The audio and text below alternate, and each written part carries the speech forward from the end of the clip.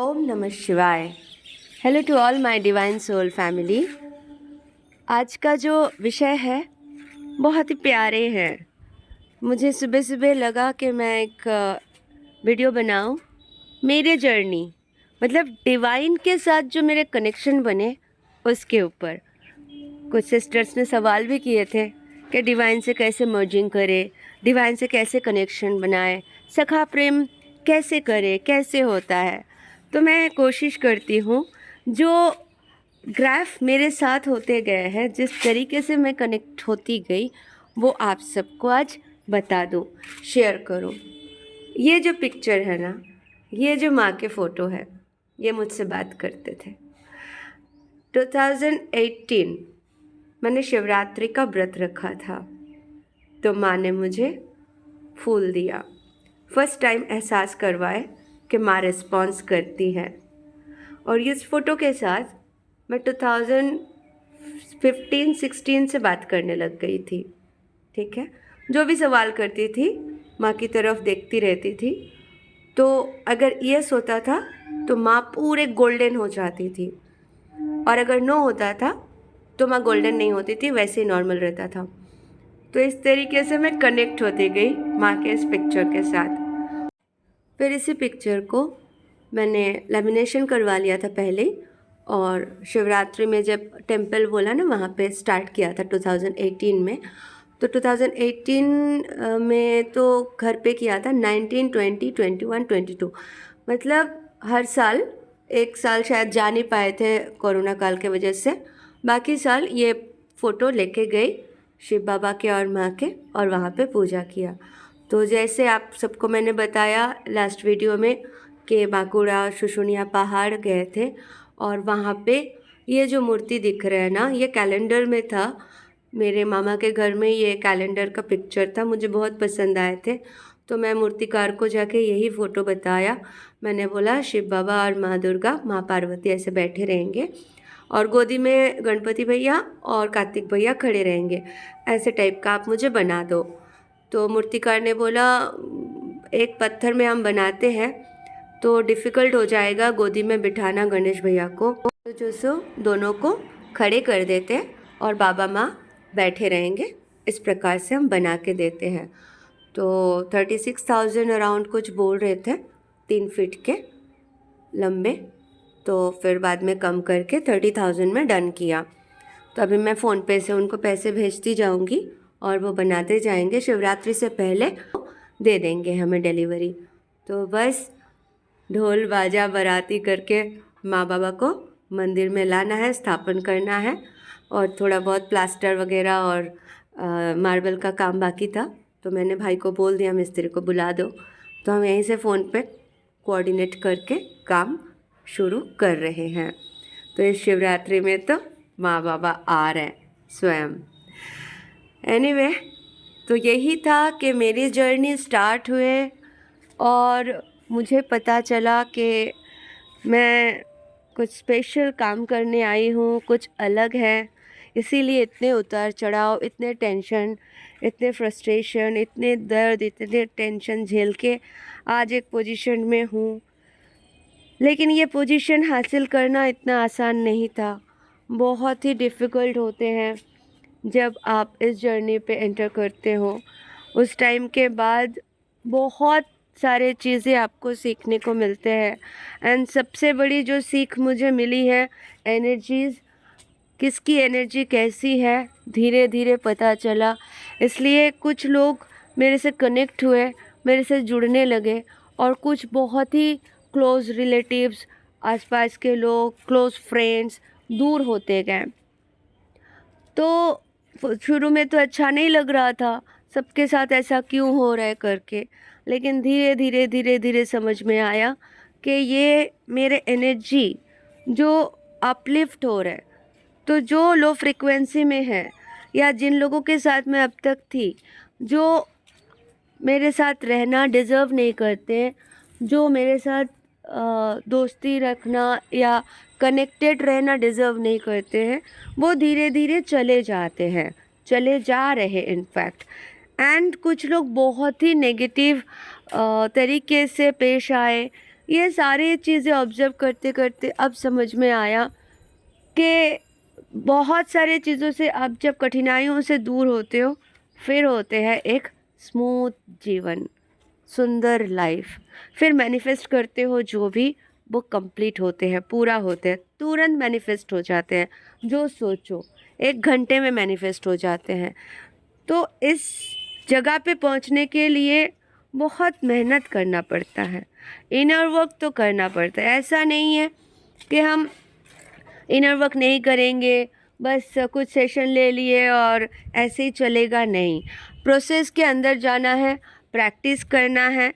जैसे भी आपके काम चल रहा है, अच्छी बात है। आपको खुद को भी नहीं पता होता है कि कहाँ कहाँ ब्लॉकेजेस है, क्या क्या टेंशन है। तो इसके लिए हमें रेगुलर इनर वर्क करना है, मेडिटेशन करना है। जिसको भी आप सुनते हो, मानते हो, गाइडेंस फॉलो करो, डिवाइन से गाइडेंस लो एंड आगे बढ़ो। अगर आपके चेंजेस नहीं आ रहे, परिवर्तन नहीं आ रहे, तो समझ जाओ आप कुछ रॉन्ग कर रहे हो।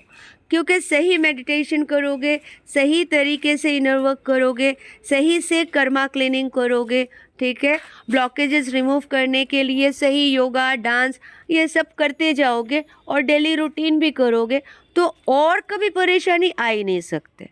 मतलब एक बार आप अगर 5D को अचीव कर लिए, फिर आप ऊपर के स्तर पे ही जाओगे, नीचे आ ही नहीं सकते। तो जो अप डाउन हो रहे, कल रोए, परसों रोए, फिर सीधा स्मूथ चला, फिर रोना आया, फिर झगड़े हुए, फिर फ्रस्ट्रेशन, फिर इनसिक्योरिटी, तो आप समझ जाओ आपके ब्लॉकेजेस तो है ना।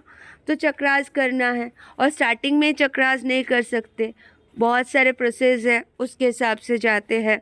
तो मैं यही बताना चाह रही हूँ कि अभी जैसे कुछ स्टूडेंट्स आए थे, तो जनवरी के मिड है, मेरा गुरुकुल का जो लास्ट स्टूडेंट्स थे ना, लास्ट सेशन जो चल रहा था, गुरुकुल के जो लास्ट क्लासेस चल रहे थे ना, उसमें जो स्टूडेंट्स थे उनके 2-3 क्लास ही बाकी है और कुछ डांस क्लासेस बाकी है। तो वो भी मैं चलाऊँगी। एंड साथ में मैं नए स्टूडेंट्स को इनवाइट कर रही हूँ कि आप में से जिनको भी लगता है कि आप सही दिशा में नहीं पहुँच पा रहे हो, फीस बहुत ही कम है, रिजनेबल है, 7 क्लासेस लेते हैं हम। साथ में पूरे आप इंक्वायरी कर सकते हो क्या क्या हम सिखाते हैं। एंड मैं गारंटी देती हूँ 100% कि ये क्लास करने के बाद, कोर्स कंप्लीट करने के बाद, आप आज जो पोजीशन में हो उससे 75% बेटर पोजीशन में आप पहुंच जाओगे।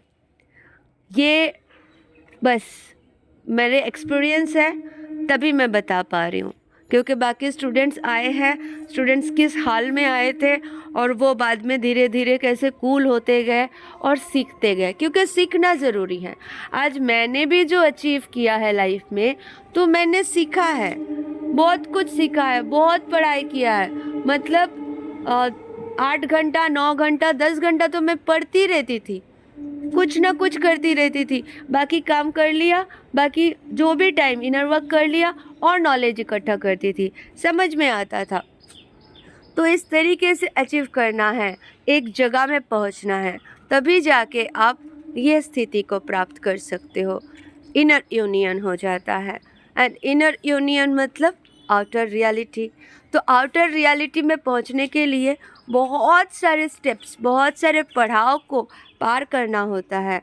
और अगर आप नहीं पार कर पा रहे हो, तो कहीं ना कहीं बहुत सारे प्रॉब्लम्स है, ब्लॉकेजेस है। तो उसको रिमूव करने के लिए आपको एक नॉर्मल कोर्सेस और प्रोसेस के साथ निकलना आवश्यक है। तो ये पोजीशन पे जाने के लिए इनर वर्क करते रहना है।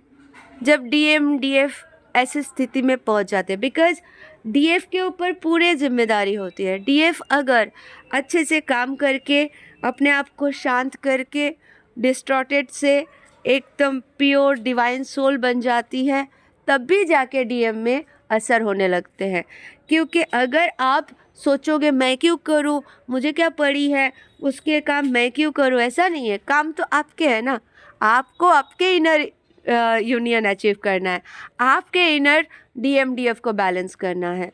तो उसके लिए तो आपको काम करना ही होगा, क्योंकि किसी को जॉब का टेंशन, किसी को फाइनेंशियल प्रॉब्लम, किसी को फैमिली के प्रॉब्लम, किसी को कुछ चलते रहेगा। लाइफ है, ये तो है, लेकिन उसको ओवरकम करने की जो शक्ति है, जो पावर है, वो आप में आ जाएगी। मतलब प्रॉब्लम फिर प्रॉब्लम नहीं लगेगा, वो एक सिचुएशन लगेगा और उसको आप यूं 1 सेकंड में पार कर पाओगे। तो उतना स्ट्रॉन्ग आपको बनना है। तो ये जर्नी हमें वही सिखाते हैं कि कैसे आपको स्ट्रॉन्ग बनते जाना है। पूरे दिलो जान से मेहनत करना है, सब कुछ सीखना है, सारे रिश्तों को आगे लेके चलते हुए, निभाते हुए आगे बढ़ते रहना है और बैलेंस रहना है, तब जाके आप सारे चीज़ें अचीव करोगे। एनर्जी का खेल बहुत ख़तरनाक है। बहुत सारे अटैक्स होते हैं, क्योंकि अटैक्स होते हैं। आप जिसको याद करोगे, जिसके बारे में सोचोगे, वही अट्रैक्ट होते हैं। इसलिए डिवाइन के अलावा और किसी के बारे में सोचो मत, क्योंकि जो लोग डेविल को याद करते हैं, डेविल को अट्रैक्ट भी करते हैं। तो इसलिए ये सारे चीज़ें समझते हुए आगे बढ़ते जाना है। बहुत कूल जर्नी है, बहुत ब्यूटीफुल जर्नी है एंड जो चाहोगे वही मिलेगा, गारंटेड है। एक बार अगर आप जर्नी को समझ जाए अच्छे से, सब कुछ मिलेगा जो आप डिज़र्व करते हो।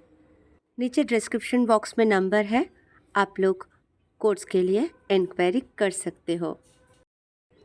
Thank you so much, love you all, God bless you all.